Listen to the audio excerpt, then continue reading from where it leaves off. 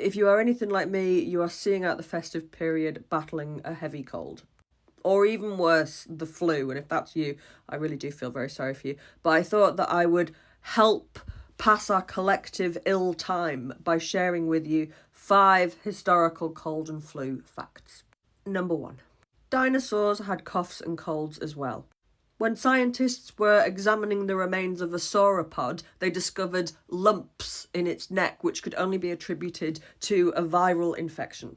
Very much like the common cough or cold. Which is terrible news for the T-Rex, because how would it blow its nose? It's not even worth thinking about.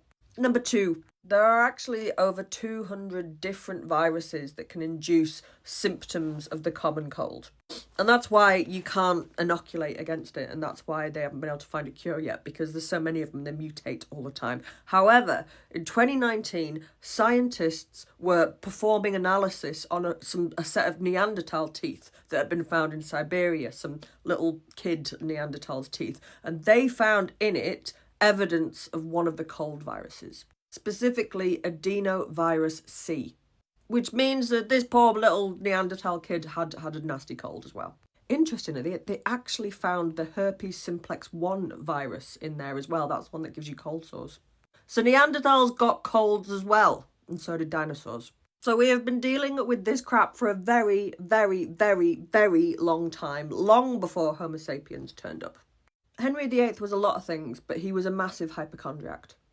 Well, I mean, he did get quite poorly as well, but he was always terrified that he was going to get ill or catch a cold, catch a flu, catch whatever was going around. And in the British Library, there survives a really remarkable document, which is a medical text that was put together by Henry VIII's doctors, and he obviously had a hand in it, because a lot of the remedies say things like, Henry came up with this himself, or this is what the king recommends. And in it is included a recipe for a flu remedy that Henry wanted to send to Anne of Cleves.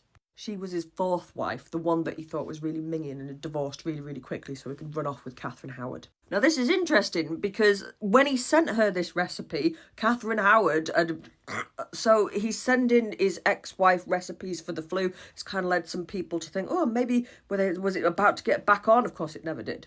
But the recipe he comes up with is a plaster, so like a heavy mix thing of chamomile flowers, chamomile oil and myrrh. So it's hell of expensive. It doesn't say if it's supposed to be rubbed on a skin or smelt or whatever it is, but that was Henry VIII's cure for the common cold. That and possibly cutting his wife's head off. The reason it's called a cold is because of a centuries-old belief that you caught it by getting cold.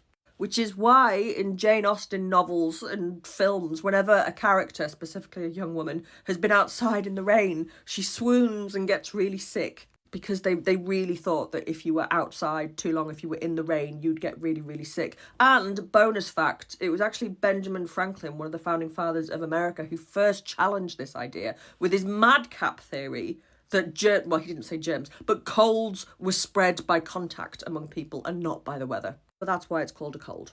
And finally, cigarettes were once marketed as a cure to the common cold. In 1940, these ones come from. This is an American brand, and they were sold as cures to respiratory distress. And there have been many, many madcap cures for the common cold over the centuries. My favourite possibly is opium. That turns up a lot, like a lot. I don't think that that's going to do very much, but I imagine it would make you feel pretty good. And if that didn't work, you could always have a soothing cigarette. So those are my 5 historical cold and flu facts, and I hope you all feel better soon. Fucking hope I do. This is shit.